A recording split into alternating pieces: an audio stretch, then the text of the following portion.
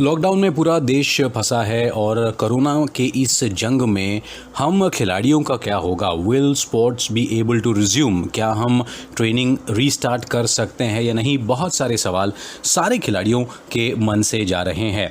What is going to happen? What is the future of leagues? T20 cricket world cup होगा या नहीं? Football, so many events still hanging. Pro Kabaddi अब फिलहाल कोई ठिकाना नहीं है। So what is going to happen?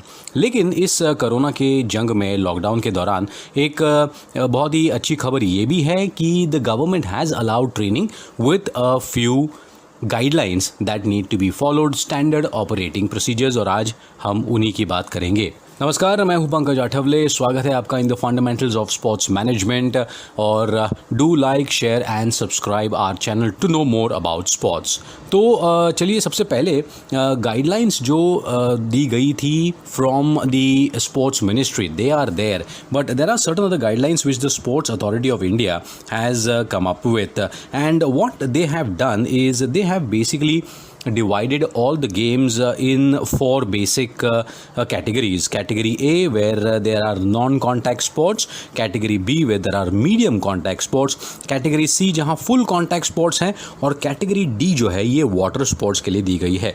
आइए जानते हैं what are the guidelines, what are the various categories, and how is training supposed to resume. वीडियो के अंत में ये भी बात करेंगे कि whether is it practical enough to start this और not. Category A is non contact sports, जो इंडिविजुअल स्पोर्ट्स है जिसमें ट्रेनिंग और कंपटीशन के दौरान कोई फिजिकल कॉन्टैक्ट की ज़रूरत नहीं होती है। इनमें archery, shooting, fencing, cycling, athletics etcetera बताए गए हैं। What are the standard operating procedures? What are the precautions?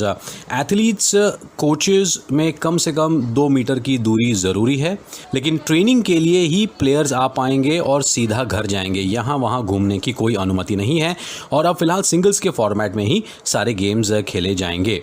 Equipment के हिसाब से अगर देखें तो गन, स्वॉर्ड्स, डिस्कस, जैवलिन्स और जो भी इक्विपमेंट है ये इंडिविजुअल यूज़ ही कर पाएंगे, यानी कि एक आप गन या फिर एक जैवलिन 2 लोग मिलकर उसमें प्रैक्टिस नहीं कर पाएंगे। पर्सनल इक्विपमेंट को किसी के साथ शेयर नहीं करना है। ट्रेनिंग इक्विपमेंट को ट्रेनिंग के बाद फिर से रेडी किया जाएगा, सैनिटाइज किया जाएगा। ट्रेनिंग सेशन में सभी के पास हैंड सैनिटाइजर होना ज़रूरी है। अब चलते हैं कैटेगरी बी की तरफ, medium contact sports. Team games हैं जिसमें फिजिकल कॉन्टैक्ट की ज़रूरत ट्रेनिंग और कंपटीशन के दौरान लगभग ना के बराबर है। इक्विपमेंट भी शेयर नहीं किए जा सकते। ये एक इंटरेस्टिंग सा पॉइंट है, देखते हैं क्या है इनमें। Football, volleyball, hockey, basketball, handball, इस तरह के गेम्स हैं। इनडायरेक्ट कॉन्टैक्ट वाले स्पोर्ट्स हैं जो कैटेगरी में शामिल किए गए हैं, weight lifting, lawn tennis, badminton, table tennis etcetera. Precaution यह है कि 8 से 10 प्लेयर ही एक बार में प्रैक्टिस कर सकते हैं। फिजिकल टैकल ना हो, पिच को बांटकर प्रैक्टिस की जाए। ट्रेनिंग के लिए प्लेयर्स आएँ और सीधा घर जाएं। सारे इक्विपमेंट को यूज़ करने के बाद सैनिटाइज करना ज़रूरी है। बॉल, अन्य चीज़ों पर पसीना, सलाइवा न लगाए, ये एहतियात बरतना भी ज़रूरी है। अब दिक्कत यह है कि football, hockey, basketball, handball, these are games where you are going to tackle, so is it really possible? Let's hope for the best. Category C में फुल कॉन्टैक्ट स्पोर्ट्स हैं जहां पर सभी इंडिविजुअल और ख़ास तौर पर कॉम्बैट स्पोर्ट्स को शामिल किया गया है। Boxing, judo, wushu, karate, taekwondo, wrestling etcetera.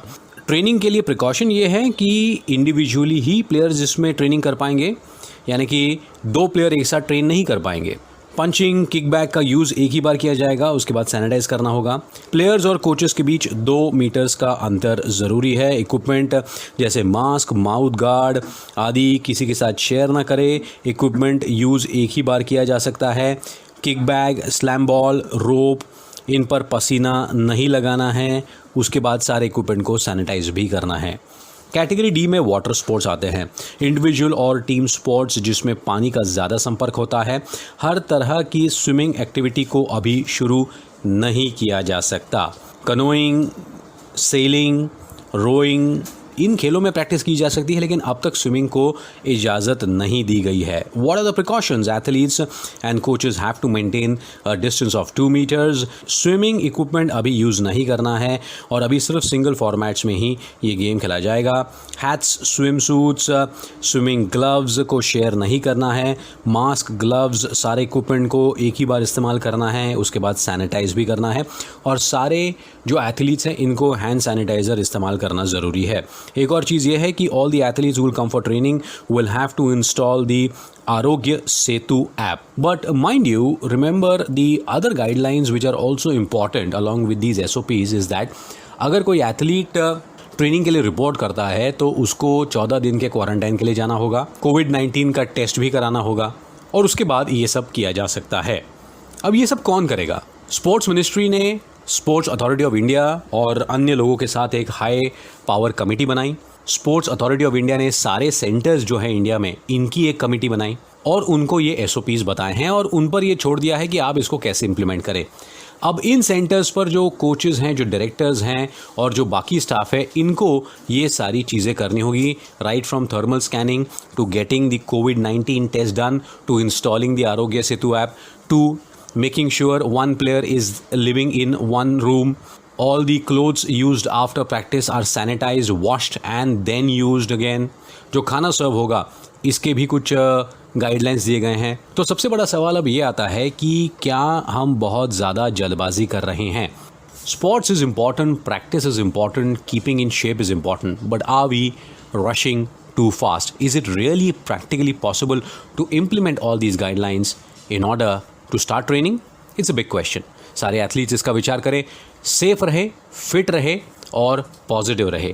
Corona से जंग जारी रहेगी। Stay tuned to the fundamentals of sports management with खिलाड़ी number 1 Pankaj Athawale. Like, share, subscribe.